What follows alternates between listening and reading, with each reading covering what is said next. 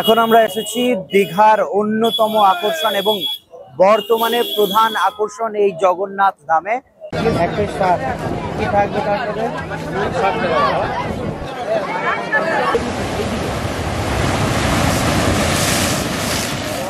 তো পুরো একদম প্লেট ভর্তি, মানে অসাধারণ, যথেষ্ট কোয়ান্টিটি এবং মাংসের পিসগুলো আমি দেখানোর চেষ্টা করবো। এটা হচ্ছে একটা লেগ পিস। হ্যালো বন্ধুরা, মনস্থিরে আপনাদের স্বাগত। এই প্রচন্ড গরমে মনকে একটু জুড়িয়ে নিতে চাইলে অল্প খরচে অনায়াসে চলে যান সমুদ্র রানী দীঘায়। তো বন্ধুরা, আজ আপনাদের সাথে শেয়ার করব দুর্গাপুর থেকে এসবিএসটিসি বাসে দীঘা ভ্রমণের অভিজ্ঞতা।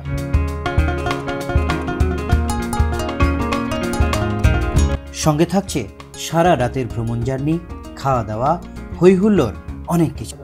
সঙ্গে থাকবে।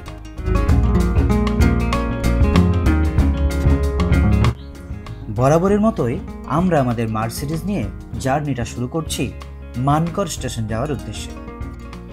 বেরোনোর সময় দেখি প্রকৃতি মাতা প্রচণ্ড ক্ষিপ্ত। প্রচণ্ড ঝোড়ো হওয়ার সাথে বৃষ্টি। কোনো ক্রমে ভয়ে ভয়ে মানকর স্টেশন পর্যন্ত গিয়ে দেখি টিকিট কাউন্টারের কাছে উরু অবধি জল জমে। প্যান্টটা গুটিয়ে নিয়ে টিকিট কেটে নিলাম দুর্গাপুরের উদ্দেশ্যে। সেখান থেকে এসবিএসটিসি ছাড়বে রাত্রি 8:30টায়। আমাদের ট্রেনের সময় হচ্ছে 5:58, অর্থাৎ বিকাল 6টা বা সন্ধ্যা 6টা। তো এখান থেকে সোজা দুর্গাপুর যাব। দুর্গাপুর যাওয়ার পর আমরা এসবিএসটিসি ধরে একদম সোজা দীঘা।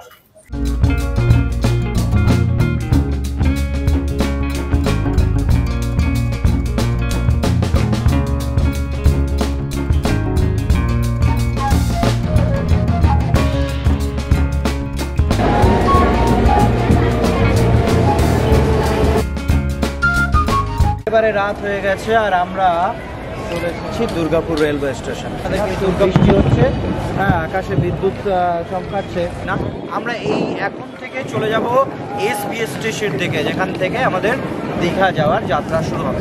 এখন আছি দুর্গাপুর বাস ডিপোয় এবং এখানে বাস ডিপোর পাশাপাশি অনেক হোটেল রয়েছে, অনেক প্রচুর।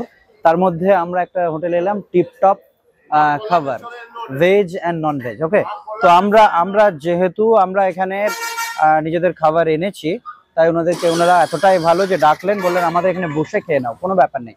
যেহেতু বৃষ্টি হচ্ছে, আমরা ভেবেছিলাম বাইরে কোনো ডিপোয় একটা ফাঁকা জায়গায় খাবো, কিন্তু যেহেতু বৃষ্টি হচ্ছে তো ওনারা বলছেন আমাদের এখানে তোমরা বসে খাও, মিনিমাম একটা চার্জ দেবে, পার হেড তোমরা 10 টাকা করে দেবে এবং ভালোভাবে শান্তি করে খাও। তো আমরা সেই দাদার কথা রাখার জন্য আমরা এই হোটেলের মধ্যে চললাম, টিপটপ খাবার। এখানে আমরা আমাদের বাড়ির খাবার খাবো।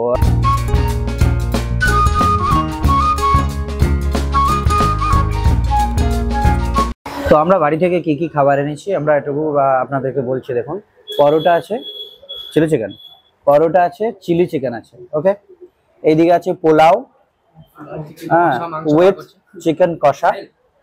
ওকে, আর এইদিকে আছে পরোটা, আলু ভাজা আছে। আর আমার কাছে আছে, একটু দেখাই, ডেজার্ট হিসাবে এনেছি আমি দুধ সুজি। হ্যাঁ, ডেজার্ট হিসাবে দুধ সুজি। একটু চেখে নিলাম এখন থেকেই। তো সমস্ত কিছু মিলিয়ে আর কি জম্পেশ হতে চলেছে আমাদের খাবার। চিলি চিকেন দিয়ে পরোটা,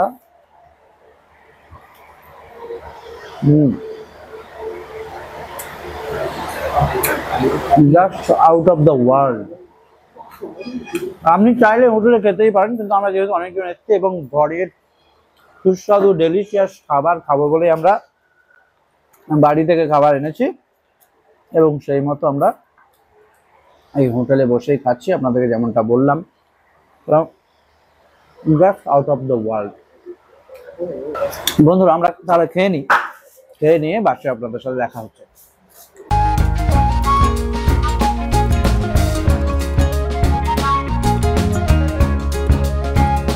বাস থেকে আমরা 6টা টিকিট নিয়েছিলাম। রেড বাস একদম খুব সুন্দর সুবিধা করে দিয়েছে, ঘরে বসে থেকে আপনি টিকিট কেটে আগে থেকে বুক করে নিতে পারেন। তো রেড বাস থেকে আমরা 6টা টিকিট নিয়েছিলাম এবং আমাদের টিকিট ছিল 27 থেকে 32 পর্যন্ত, 27, 28, 29, 30, 31, 32। তো এসবিএসটিসি আমরা একটু ভয় খাচ্ছিলাম যে সিট গুলো কেমন হবে, সারা রাতের জার্নি আছে, কিভাবে যাব, সিট আদৌ কি মানে হেলানো যাবে কিনা। তো আমি এখানে এসে দেখছি হ্যাঁ পুরো সুবিধাই রয়েছে সমস্ত কিছু, মানে এসবিএসটিসির পরিষেবাটা কিন্তু এখানে দারুণ।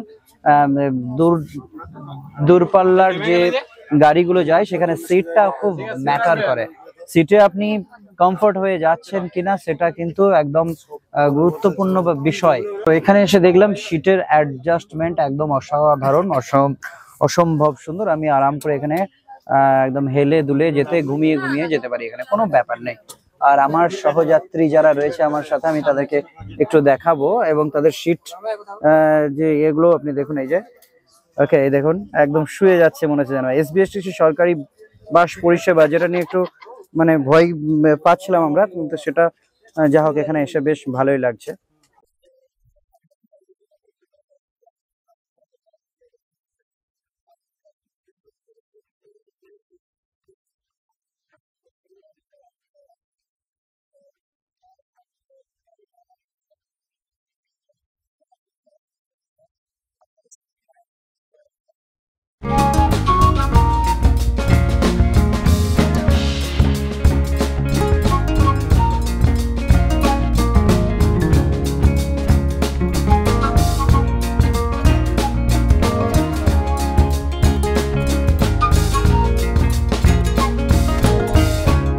তো দুর্গাপুর থেকে এলাম, প্রথম হল্ট করলো বাঁকুড়া জেলার হাইওয়ে ধাবা এই জায়গাটাতে। তো যত আপনি দেখাতে বলবো দীঘাগামী বাসগুলো সমস্ত কিছু এই হাইওয়ে ধাবাতেই হল্ট করে। একদম সুন্দর একটা রেস্টুরেন্ট ধাবা, সরি সুন্দর একটা ধাবা, চারিদিকে লাইটিং রয়েছে, হাইওয়ে ধাবা যার নাম।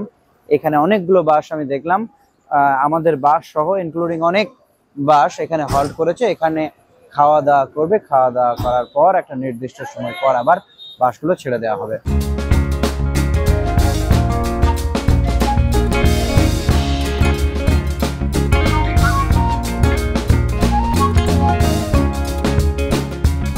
ঘড়িতে এখন রাত্রি 1টা এবং আমরা রয়েছি খড়গপুর বাস ডিপোয়।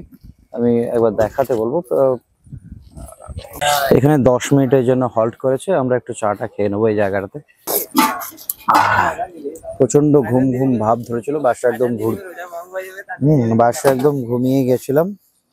তো চা হচ্ছে রাত জাগার পক্ষে খুবই ভালো এবং তার জন্য আমরা একটু চা এখানে পান করছি। দাদা কত হলো? তো ঘড়িতে এখন হচ্ছে ভোর 4টা 45। আমরা নিউ দীঘায় চলে এসেছি এবং এখান থেকে আমরা হোটেলের উদ্দেশ্যে যাব। হোটেলের জন্য এখানে আপনি নানা টোটো পেয়ে যাবেন যারা আপনাকে হোটেল পর্যন্ত পৌঁছে দেবে, পার হেড 10 টাকা করে নেবে। তো আমরা দালাল চক্রে পড়তে চাইছি না, আমাদের উদ্দেশ্য থাকবে একদম বাজেট ট্রিপে একদম সস্তা দরের হোটেল, এবং তার জন্য আমরা কি করব, নিজেরাই হোটেল খুঁজব। তো বন্ধুরা, দীঘা ভ্রমণের প্রথম এপিসোড এই পর্যন্তই ছিল। পরবর্তী এপিসোডে থাকবে কোন হোটেলে থাকছি, খাওয়া দাওয়া, নিউ দীঘা সি বিচ এবং ওল্ড দীঘা নাইট। পরবর্তী এপিসোড দেখার জন্য অনুরোধ রইল।